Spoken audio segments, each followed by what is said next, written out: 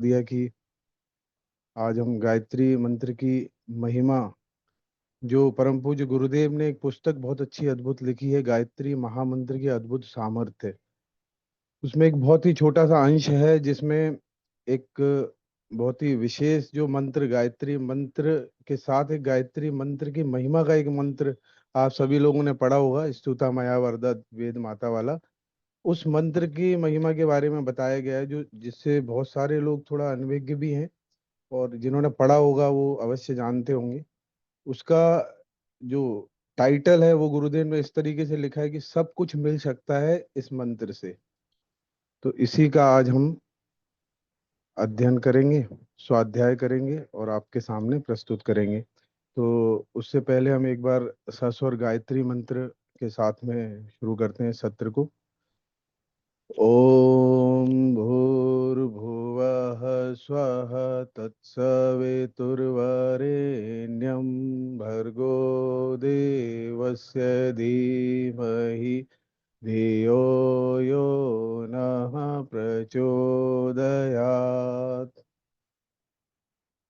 तो इस पुस्तक में मैं आपके सामने स्वाध्याय शुरू करता हूँ। गायत्री मंत्र की महिमा के बारे में कि इस मंत्र से क्या लाभ हो सकता है, इसके बारे में अथर्ववेद की एक बहुत अच्छी साक्षी आती है। अथर्ववेद के गवाह से अच्छा कोई और गवाह चाहिए क्या? परम पूज्य गुरुदेव लिखते हैं, नहीं बेटे, इससे अच्छा गवाह नहीं मिलता। दूसरे गवाह गलत भी हो सकते हैं, झूठे भी हो सकते हैं, ऐसे गवाह भी हो सकते हैं जो अपनी प्रसन्नता के लिए कुछ कहते हों या अपनी बात का महत्व बढ़ाने के लिए कहते हों, नमक मिर्ची मिलाते हों। लेकिन वेदों के बारे में मैं इस तरह की कल्पना भी नहीं कर सकता हूँ। वे हमको गलत बात बताएंगे, झूठ मूठ की बात बताकर बहका देंगे। गायत्री मंत्र जिसकी कि हम आपको उपासना सिखाते हैं, गायत्री मंत्र जिसको कि हम सारे विश्व में फैलाना चाहते हैं, गायत्री मंत्र जिसके आधार पर हम न्याय कराना चाहते हैं, गायत्री मंत्र जिसके आधार पर हमारी तमन्ना और हमारी उम्मीद यह है कि मनुष्य के भीतर देवत्व पैदा होना चाहिए, और जिसके बारे में हमारी तमन्ना यह है कि सारे सामाजिक वातावरण में श्रेष्ठ परंपराओं की स्थापना होनी चाहिए। इसके लिए क्या करना होगा, इसके बारे में गायत्री मंत्र की गरिमा को, स्वरूप को और उसकी महत्ता को, महिमा को समझना पड़ेगा कि गायत्री मंत्र में क्या हो सकता है, ताकि ठीक तरीके से इसका उपयोग किया जा सके। फिर मैं आपसे कहता हूं कि यदि ठीक तरीके से उपयोग ना किया जा सका तो बेटे निरर्थक भी जा सकता है और हानिकारक भी हो सकता है। तलवार आपके हाथ में है, चाकू आपके हाथ में है, यदि ठीक तरह से इसका इस्तेमाल करेंगे तो आप फायदा भी उठा सकते हैं, गलत इस्तेमाल करेंगे तो आप अपना पाँव काट सकते हैं। निरर्थक यूं ही डाल दें तो फिर आपका चाकू भी चला जाएगा, खो भी जाएगा, निरर्थक भी हो जाएगा। गायत्री मंत्र के बारे में भी यही बात है। सांगोपांग ना करने से कोई विशेष लाभ नहीं उठाया जा सकता। अभी व्याख्यानों में आपके सामने हम यही पेश करने वाले हैं। आज कल और परसों गायत्री मंत्र को पढ़ाने वाले हैं। आज तो केवल यही कहना है कि गायत्री मंत्र का स्वरूप समझने और समझाने के लिए अथर्ववेद को साक्षी आपके ध्यान में रखनी चाहिए। इसमें यह बताया गया है कि 7 लाभ जो इसके भीतर है, इन 7 लाभों में से 5 लाभ भौतिक हैं और 2 आध्यात्मिक हैं। 7 लाभ हैं गायत्री मंत्र के। गायत्री के 7 विद्यार्थी हैं, 7 विद्यार्थी को 7 ऋषि भी कहा गया है। लाभों में 5 सांसारिक हैं और 2 आध्यात्मिक हैं। दोनों को मिला देने से 7 लाभ मिल जाते हैं और मनुष्य के जीवन की प्रगति की समस्त आवश्यकताएं पूरी हो जाती हैं। कौन कौन सी हैं? आप में से अधिकांश लोग वह मंत्र शायद याद होगा, यदि नहीं तो आप फिर समझ सकते हैं, इसे याद कर सकते हैं। यह मंत्र है, स्तुता मया वरदा वेद माता प्रचोदयन्तां पावमानि द्विजानाम् आयुः प्राणं प्रजां पशुं कीर्तिं द्रविणं ब्रह्मवर्चसं मह्यं दत्त्वा व्रजत ब्रह्मलोकम्। मेरे द्वारा स्तुत प्रार्थित ध्वजों मतलब संस्कारी जनों को भी पवित्र करने वाली हे वरदायिनी वेद माता गायत्री, हमें सन्मार्ग पर साहस, प्रजा संतान सहयोगी, पशु मतलब अन्यान्य प्राणियों का सहकार, कीर्ति द्रविण मतलब समृद्धि, ब्रह्म वर्चस्व मतलब ब्रह्म ज्ञान एवं बल प्रदान करने आप ब्रह्म लोक को प्रस्थान करें। ये 7 चीजें इसमें बताई गई हैं और ये अथर्ववेद ने कही है, अर्थात भगवान ने कही है।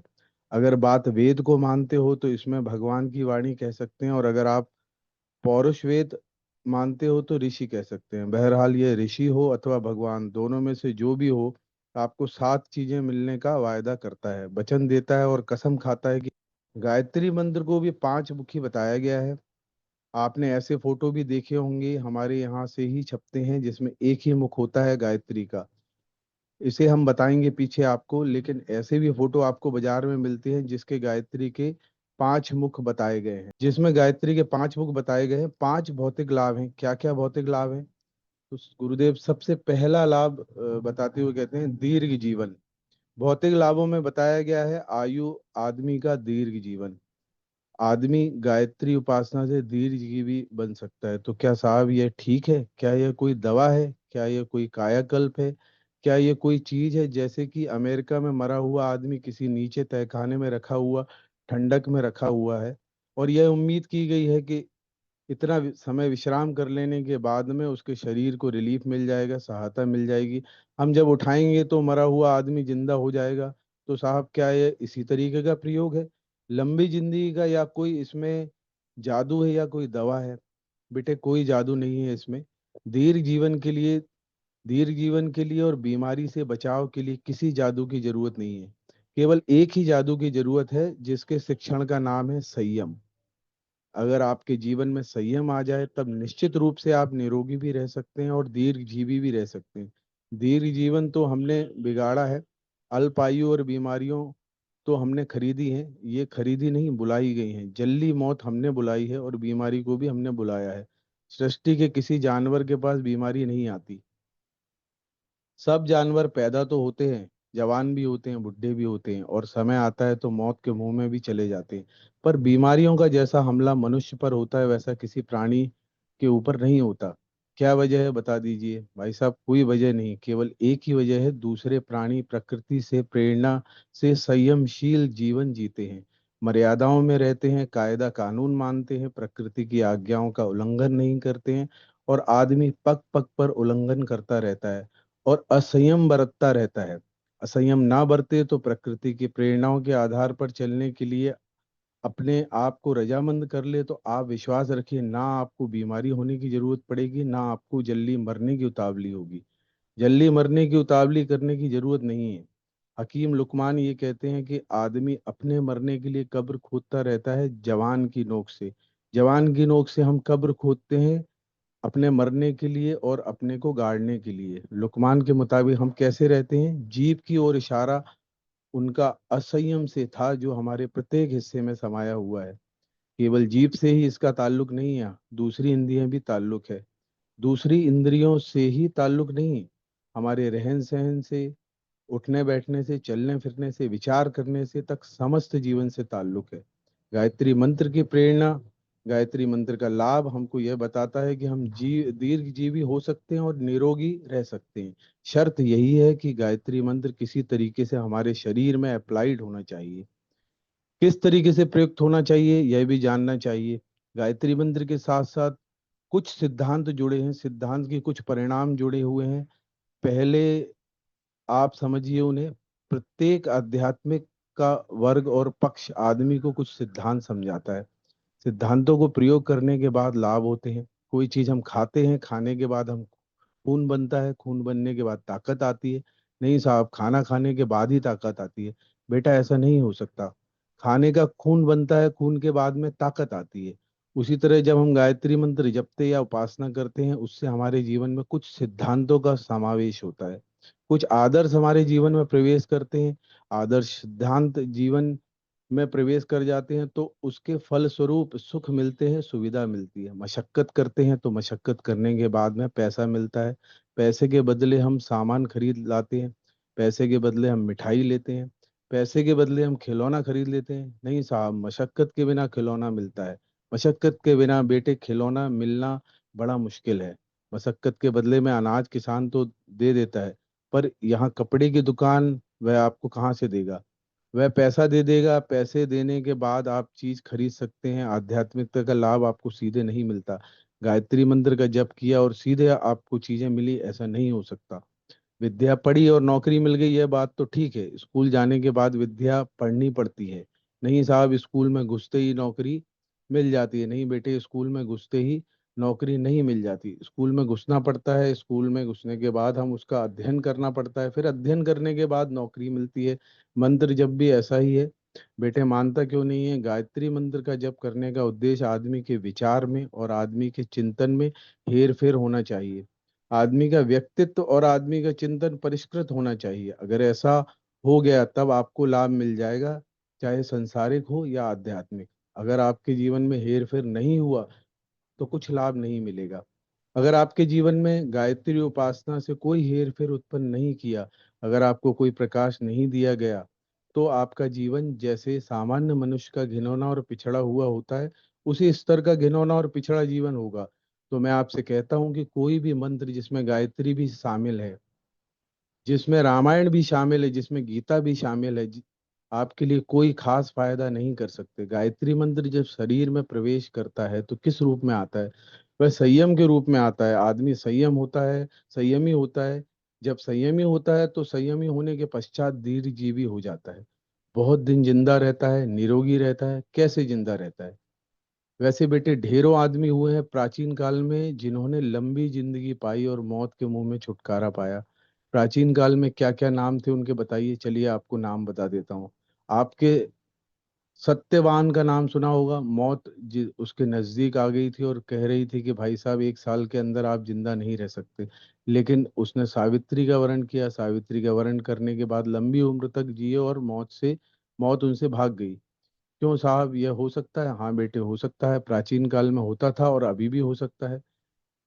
चंदगी राम पहलवान का नाम आपने सुना होगा। वे अक्सर बीमार बने रहते थे, लोग कहते थे कि आप ज्यादा दिन जिंदा नहीं रह सकते, लेकिन उन्होंने किसी के कहने के मुताबिक संयमशील जिंदगी जीना शुरू की, आहार विहार पर नियंत्रण करना शुरू किया, और आजकल आप देखते हैं कि वे हिंद केसरी के नाम से विख्यात हैं और फिल्मों में भी काम करते हैं। क्यों साहब, क्या ये पुराने जमाने की बात है? अरे बेटा, पुराने जमाने में भी वही बात थी और आज के जमाने में भी वही बात है। सूरज पुराने जमाने में भी वही था और आज के जमाने में भी सूरज है। पहले सूरज पूरब से निकलता था, अब भी वहीं से निकलता है। रात में पहले अंधेरा होता था और रात में अंधेरा अभी भी होता है। प्राचीन काल से क्या मतलब और नए जमाने से क्या मतलब? जमाने में कोई फर्क नहीं पड़ा। प्रकृति के सिद्धांत में, भगवान के सिद्धांतों में समय बदल जाने से कोई फर्क नहीं पड़ता। प्राचीन काल को जो बात है सो अभी भी बात है। सत्यवान की सावित्री की वजह से मौत के मुंह में निकल आना था तो वह भी ठीक है, इस जमाने में भी निकल सकते हैं। हम एक कहानी और बता रहे हैं आपको सैंडो के बारे में। ऐसी बात कही जाती है, सैंडो भी ऐसे ही मरीज थे जिनके बारे में कहा जाता है कि जुकाम की वजह से ज्यादा दिन जिंदा रहने वाले नहीं थे, पर सैंडो संसार के प्रख्यात वीर हुए। नहीं साहब, लंबी जिंदगी तो नहीं मिली। हाँ, लंबी जिंदगी भी मिलती। गुरु वशिष्ठ के बारे में आपने सुना है, उनकी लंबी जिंदगी थी। कितनी लंबी जिंदगी, आप पुराणों को पढ़कर देख लीजिए। सारे के सारे रघुवंशियों के गुरु वशिष्ठ थे। कौन कौन के गुरु थे? रामचंद्र जी के थे, उसके उनके बाप के गुरु थे दशरथ के, और उनके बाप के गुरु रघु के। उसके बाद उसके भी बाप के गुरु राजा दिलीप के। दिलीप में कोई संतान नहीं थी। वे अपने गुरु के पास गए तो उन्होंने कहा नंदिनी गौ चराइए। नंदिनी किसे कहते हैं? नंदिनी बेटा गायत्री मंत्र को कहते हैं। हमारी नंदिनी गौ चराइए, रानी ने कहा, और उन्होंने दोनों ने तप किया और उसके संतान हो गई। किनके हो गई? दिलीप के। और फिर 5-7 पीढ़ी के बाद वही झगड़ा खड़ा हो गया। फिर क्या हो गया? फिर राजा दशरथ ने कहा महाराज जी, हमारे भी संतान नहीं होती। धत तेरे की, तेरे बाबा के सड़ बाबा के भी नहीं हो, तेरे यहाँ भी नहीं होती, हमारे भी नहीं होती। महाराज, हमारे भी बच्चा पैदा करिए। उनको भी उपाय बता दिया गया, उनके भी बच्चे हो गए। तो गुरु वशिष्ठ कितनी उम्र के थे बेटे, हम क्या बता सकते हैं? आप खुद अंदाजा लगा लीजिए। दिलीप से लेकर और दशरथ तक के बीच कितनी पीढ़ियां चली गई। कई पीढ़ियां चली गई, 7-8 पीढ़ियां चली गई मेरे ख्याल से, ठीक से मुझे याद नहीं, पर कई पीढ़ियां चली गई। उन सबके गुरु वशिष्ठ थे, तो कितनी उम्र थी उनकी? बहुत लंबी उम्र। क्यों साहब, लंबी उम्र हो सकती है, हाँ लंबी उम्र हो सकती है। कौन कौन की हो सकती है? बहुतों की हो सकती है बेटे। हमने भी देखा है। कितनी देखी है आपने लंबी उम्र? एक आदमी हमने देखा है रशिया के उज्बेकिस्तान के बारे में छपता रहता है, वहाँ 100 से ज्यादा उम्र के आदमी होते हैं, लेकिन मैंने एक आदमी हिंदुस्तान में देखा है जिसकी उम्र 200 वर्ष के लगभग थी, जिसे सबने देखा था। उन लोगों की बात आप जाने दीजिए, हमारे गुरु हैं वे अपने, आपने भी देखे हैं। उनके बारे में हम सबूत भी पेश नहीं कर सकते, लेकिन जो सबूत पेश कर सकते थे वे एक ऐसे आदमी थे जिन्हें हिंदुस्तान का बच्चा बच्चा जानता है कि वो 200 वर्ष तक जिंदा थे।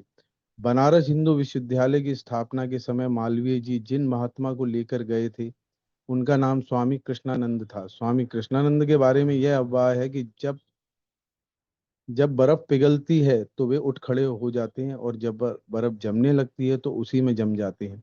ये किंवदंती है या उनके बारे में? जब मालवीय जी उनको ले गए थे तो रातों रात अंधेरे में ले गए थे, क्योंकि वे नंगे रहते हैं और मौन में भी रहते हैं, वे बर्फ में भी रहते हैं। उनसे उन्होंने हिंदू विश्वविद्यालय की स्थापना कराई। रात को उसकी अगवानी की थी, फिर रात को उनको विदा भी कर दिया। ये स्वामी कृष्णानंद जी गंगोत्री के पास रहते थे। जब मैं गया, कितने वर्ष हो गए जब मैं वहां गया था, हिंदू विश्वविद्यालय को बने हुए लगभग 80 वर्ष हो जाते हैं। उस समय भी कितनी उम्र थी उनकी मेरी समझ में, 80 से भी ज्यादा। जिन लोगों ने पहाड़ी लोगों को देखा है, मालवीय जी ने जिनसे पता लगाया था, उनको मालूम था कि उन्होंने भी बाप दादाओं से ये सुना था कि इससे भी ज्यादा उनकी उम्र थी। अभी जब उनकी मृत्यु हुई तब उनके बाल सारे के सारे सफेद नहीं हो पाए थे। दांत, जब मैं वहां था, आश्रम में रहता था, तो उनके दांत 32 के 32 थे।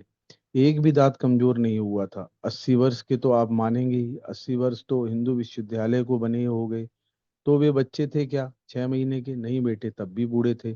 बुढ़ा आदमी तो गुरुजी 50 60 70 का तो होता ही होगा। हाँ बेटे, इससे कम क्या हो सकता है? हिमालय में वे जहाँ रहते थे और जाड़े के दिनों में जब कड़ाके की ठंड पड़ती थी, तब वे बिल्कुल नंगे रहते थे।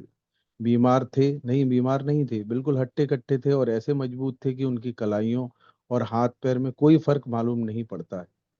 यह कैसे हो सकता है? यह कैसे हो सकता है? चलिए मैं बताता हूँ। अगर आदमी गायत्री मंत्र के आधार पर वास्तव में ध्यान करे तो क्या नहीं हो सकता है। गायत्री मंत्र का केवल जप ही नहीं, बल्कि जप के साथ साथ जो प्रेरणा है संयम की, उसको भी ग्रहण करें। शरीर के बारे में गायत्री मंत्र की एक ही प्रेरणा है, उसका नाम है संयम।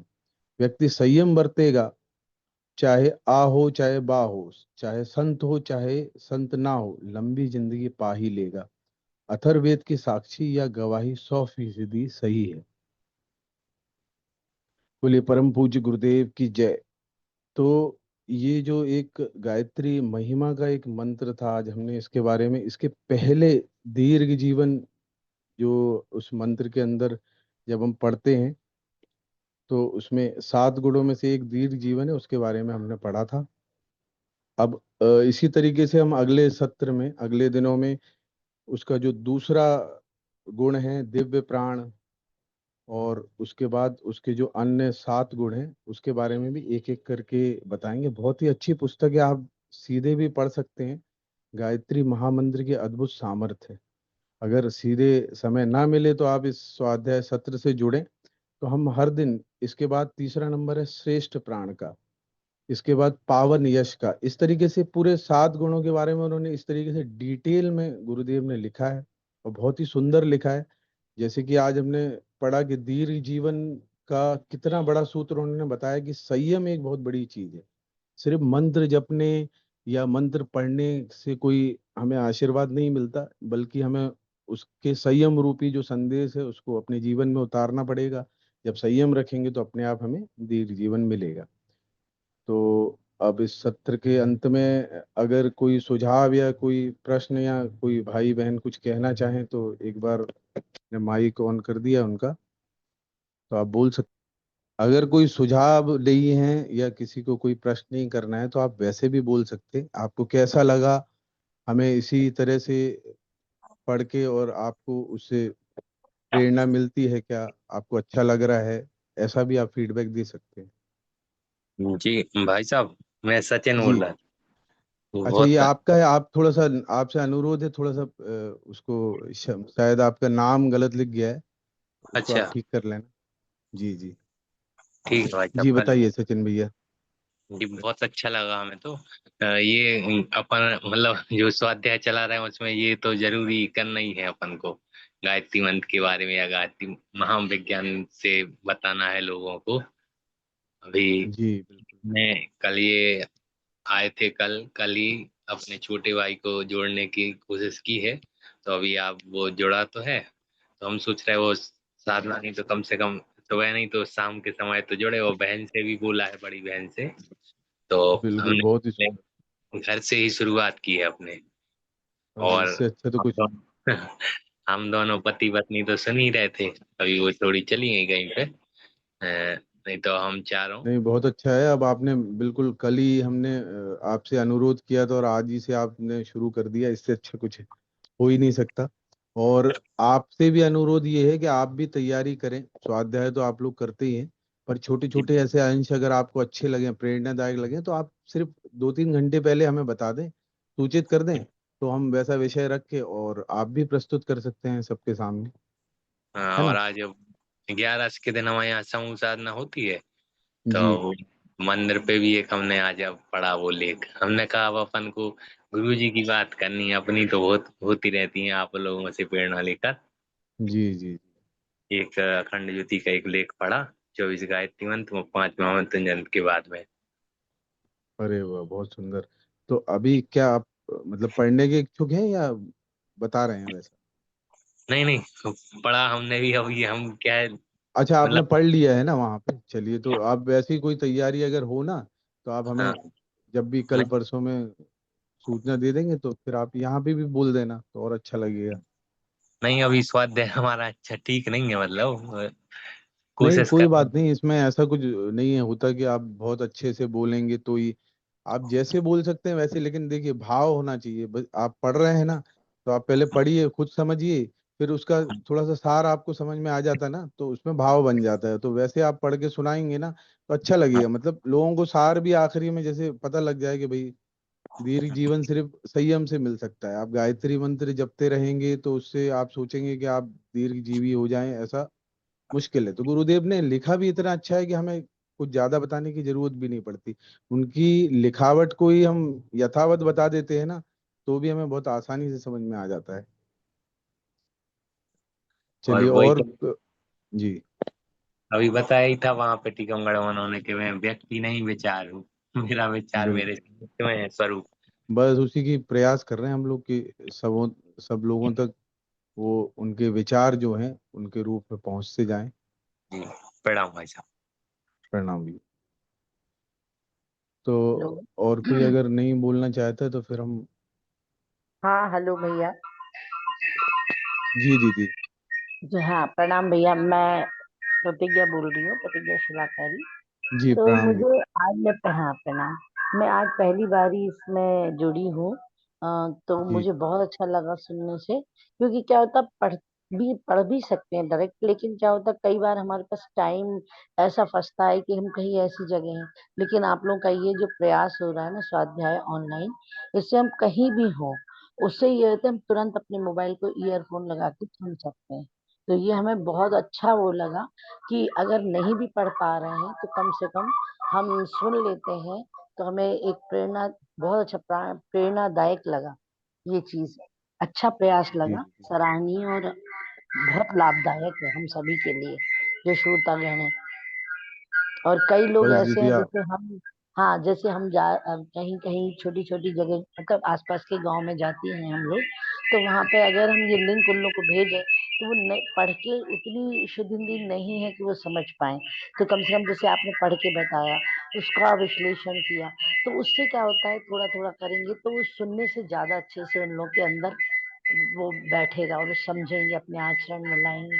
तो ये प्रयास मुझे बहुत अच्छा लगा, और मैं भी बस चाहूंगी दीदी कि आप ऐसे लोग ही आप अच्छे। लोगों का आशीर्वाद और मार्गदर्शन मिलता रहे, नहीं नहीं, तो बिल्कुल इस बिल्कुल, तरीके के आशीर्वाद छोटे क्या, छोटे। हमारा भी। हम भी चाहेंगे कि आपके साथ इसी तरीके से जुड़े रहें, और आगे इसी तरह गुरुदेव के विचारों को सारे में प्रसारित करते रहें, प्रचारित करते रहें। है ना? तो धन्यवाद, बहुत बहुत बहुत अच्छा लगा धन्यवाद। मुझे।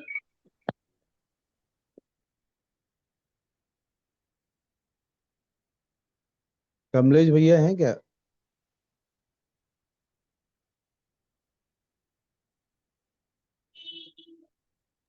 जी भाई साहब प्रणाम।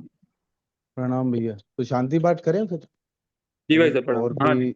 नहीं।